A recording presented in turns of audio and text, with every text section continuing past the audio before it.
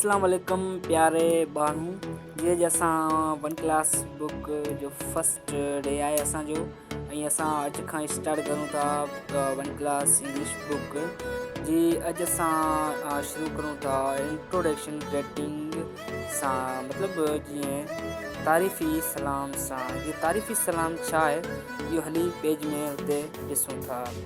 त हलो सबक जी तरफ़ हलें। तो जी प्यारा ॿारो इहो पियो आहे इंट्रोडक्शन। इंट्रोडक्शन जी माने आहे तारीफ़ी सलाम। तारीफ़ी सलाम जीअं सिकल पॉइंट वग़ैरह ठहे पई आहे, तव्हां ॾिसी सघो था।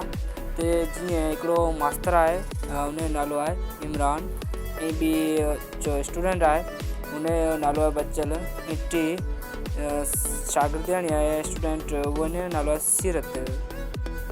हाणे इंट्रोडक्शन कीअं कंदा, जीअं असां तव्हांखे रीडिंग करे ॿुधायूं था।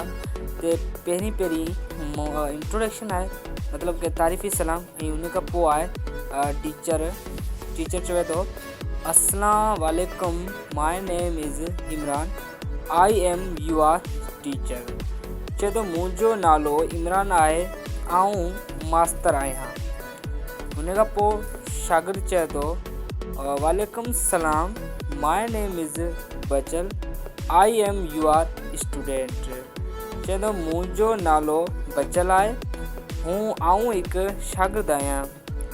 वालेकुम सलाम, माय नेम इज़ सीरत, आई एम यूर स्टूडेंट। छोकिरी चए थी मुंहिंजो नालो सीरत आहे, आऊं स्टूडेंट आहियां। तो प्यारा ॿारो हाणे तव्हांखे ख़बर पई पवंदी त इंट्रोडक्शन जी माने छा आहे, इंट्रोडक्शन कीअं कबो आहे। जीअं ई शागिर्द मास्तर सां पंहिंजो इंट्रोडक्शन ॾेई पिया, ऐं मास्तर जेको आहे शागिर्दनि खे पंहिंजो इंट्रोडक्शन कराए पियो। त हीअं थींदो आहे इंट्रोडक्शन। हुन खां पोइ आहे ग्रीटिंग्स। ग्रीटिंग्स जी माने आहे सलामी।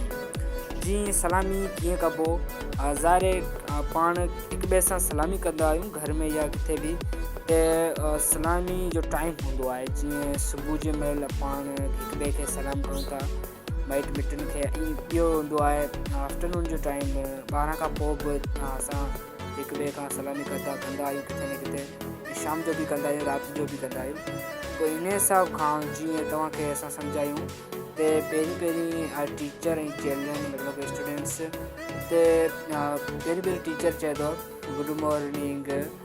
गुड मॉर्निंग जो टाइम हुनखे चइबो आहे सिंधी में सुबुह सवेर जो टाइम। जीअं सुबुह इहो तव्हां पिक्चर तस्वीर में ॾिसी सघो था त सूरज उगी रहियो आहे ऐं सुबुह थी रही आहे। त उन महिल असां हिक ॿिए खे सलामी पेश कंदासीं। त कीअं कंदासीं, गुड मॉर्निंग। पोइ आहे 12 खां पोइ जेको काड़े धूम जो टाइम हूंदो आहे, त ॾिसी सघो था कहिड़ो सूरज तपियल आहे किचन मां। इहो टाइम आहे गुड आफ्टरनून जो, जंहिंखे असां सुबुह 12 खां पोइ टाइम चऊं था आफ्टरनून। हुन खां पोइ आहे शाम जो टाइम, जंहिंखे गुड इवनिंग चइबो आहे। जीअं तव्हां ॾिसी सघो था शाम पई रही आहे। हुन खां पोइ आहे गुड नाइट।